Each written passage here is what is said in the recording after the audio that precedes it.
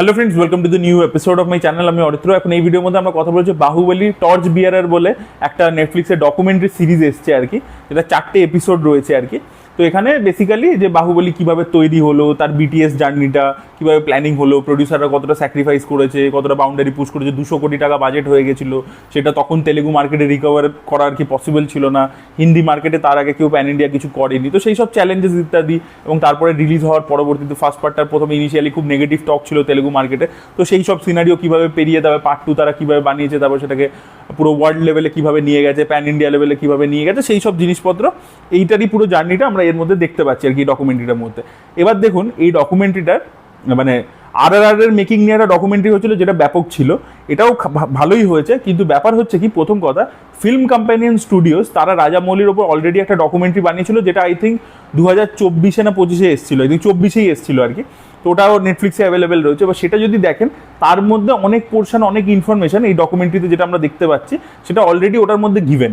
এবং বাহুবলী এত well promoted ছবি সেই সময় বলুন, বা তার পরবর্তীতেও এত কথাবার্তা হয়েছে। তো অলরেডি যে ইনফরমেশনগুলো ডকুমেন্টারির মধ্যে দেখাচ্ছে, কোনোটাই হিডেন ইনফরমেশন নয়। আপনি ইন্টারভিউ মানে রিলিজের সময় 15 সালে, 17 সালে, বা তার পরবর্তীতে RRR এর সময় কোনো না কোনোভাবে না এই ইনফরমেশনগুলো জানেন। মানে এর মধ্যে 80 to 90% আপনার জানা আছে। এরকম নয় যে নর্মাল অডিয়েন্সও জানে না, এরকম নয় আর কি। মানে খুব জেনারেল অডিয়েন্সও জানে আর কি এইগুলো ব্যাপারে। আর অলরেডি ফিল্ম কম্প্যানিয়ন যে ডকুমেন্টারিটা বানিয়েছিল, সেটার মধ্যে অলরেডি এই ইনফরমেশনগুলো মোটামুটি আছে আর কি। তো এই ডকুমেন্টারিটা ইন টার্মস অফ ইনফরমেশন যে খুব নতুন কিছু প্রোভাইড করতে পারছে, তা কিন্তু নয়। তো সেটার মধ্যে কোনো ইউনিক, মানে RRR এর ডকুমেন্টারিটার ক্ষেত্রে কী ছিল, যে যখন আমি দেখছি, আমি ওই মেকিংটা দেখতে পাচ্ছি, যেটা সিনেমাতে যে স্পেকটাকেলটা দেখেছি, তার মেকিংটাও ওরকমভাবে দেখাচ্ছে, যেটা পিছনে কী গেছে, সেটা আমি প্রথমবার দেখছি, সেটা আমার দারুণ লাগছে। ঠিক আছে, বাহুবলীর ক্ষেত্রে অলরেডি এই ইনফরমেশনগুলো অ্যাভেলেবেল আছে, তো সেইখানে কোনো লিবার্টি হচ্ছে না আর কি, মানে নতুন ব্যাপার হচ্ছে না। তো সেই দিক থেকে একটু ডিসঅ্যাপয়েন্টিং আর কি, প্রথম কথা, নতুন কোনো কিছু পাচ্ছি না। কিন্তু তার সত্ত্বেও এটা কিন্তু ওয়ার্ক করে। আমি কেন বলছি, নতুন হয়তো হচ্ছে না, কিন্তু কিছু জায়গায় মানে রাজামৌলি প্রচণ্ড নিজে ইমোশনাল হয়ে গেছেন বলতে বলতে। তো সেই জায়গাগুলো আপনিও ইমোশন ফিল করবেন। এক জায়গায় প্রভাস খুব ইমোশনাল হয়ে যায়, সেই জায়গাগুলো কিন্তু ইমোশনগুলো আপনি ফিল করতে পারবেন আর কি। মানে ওরা এমনভাবেই মিউজিক দিয়ে ডিজাইন করেছে, আপনি ওই ইমোশনটা ফিল করতে পারবেন। এবং বাহুবলী এমনই একটা সিনেমা, তার সাথে এমনভাবেই আমাদের দর্শকদের ইমোশন কানেক্টেড আছে, যে হয়তো একই জিনিস, মানে এগুলো সবই জানা ঘটনা, সেগুলোই আবার দেখতে পাচ্ছি, আবার শুনছি, কিন্তু সেটা মানে একটা অন্য লেভেল অফ স্যাটিসফ্যাকশন দিচ্ছে, যে ভাই কীভাবে এরা এত মানে কঠিন একটা লড়াই করে জাস্ট কনভিকশনের জন্য এই ছবিটা বানাতে পেরেছিল।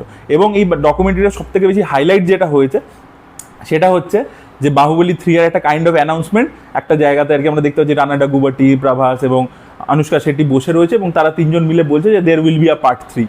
ঠিক আছে, তো সেইটা আর কি সব থেকে বড় হাইলাইট হয়েছে। তো আপনারা চাইলে 4 পার্টের এই ডকু সিরিজটা দেখুন অবশ্যই।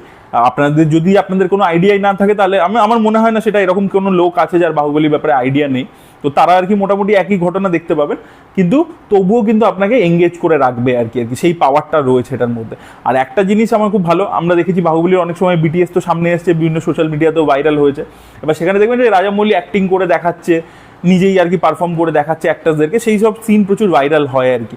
এবার ব্যাপার হচ্ছে যে রাজামৌলি যে কাটাপ্পা যখন ফার্স্ট পার্টের ইন্টারভেল সিনে, বাহুবলী দ্য বিগিনিংয়ের ইন্টারভেল সিনে যখন শিবুডুর পাটা মাথায় রাখে, প্রভাসের পাটা, ওই যে সিনটা, সেটাও রাজামৌলি এনঅ্যাক্ট করে দেখিয়েছিল, এবং সেটার বিটিএসটা আমরা এই ডকুমেন্টারিতে দেখতে পাই, যেটা আগে দেখিনি। এবং সেটা কিন্তু একদম পুরো পিওর গুজবাম মোমেন্ট আর কি। মানে ওটার সাথে ইন্টারকাট করে অ্যাকচুয়াল সিনেমার যে সিনটা আমরা দেখতে পাই, সেটার সাথে বিটিএস ফুটেজটাকে ইন্টারকাট করে যেভাবে দেখিয়েছে, ওটা কিন্তু বেশ ইম্প্যাক্টফুল আর কি। মানে ওই পার্টিকুলার বিটিএসটা, যেটা নতুন একটা জিনিস আমরা দেখতে পাই।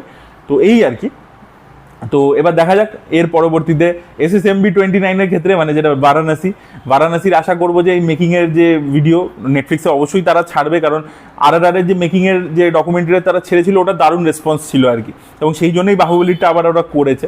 আর বাহুবলী যেহেতু 10 বছর কমপ্লিট হয়ে গেছিলো, আবার ওরা পার্ট ওই দুটোকে ক্লাব করে রিলিজও করলো, সেটারও একটা রেসপন্স খুব ভালো ছিল, সেটাও আমি দেখে রিভিউ করছিলাম। এপিক যেটা, সেটাও নেটফ্লিক্স নিয়েছে, তো এটাও নিচ্ছে আর কি। এবং তেলেগু মার্কেটে, পার্টিকুলারলি তেলেগু অডিয়েন্সের মধ্যে কিন্তু আবার ওই ডকুমেন্টারি নিয়ে প্রচুর কথাবার্তা হচ্ছে। তো নেটফ্লিক্সও জানে যে ভাই বাহুবলী নিয়ে যাই বানাবো, একটা তো এক্সাইটমেন্ট থাকবে দর্শকদের মধ্যে, এবং তারা বারবার দেখবে, এবং সেই কারণেই সেটা বানানো আর কি।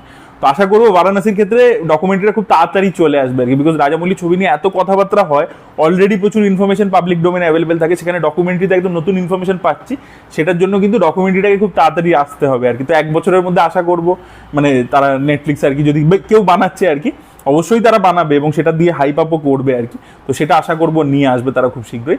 আর বারাণসীর তো পরের বছর রিলিজ, রিয়েলি এক্সাইটেড।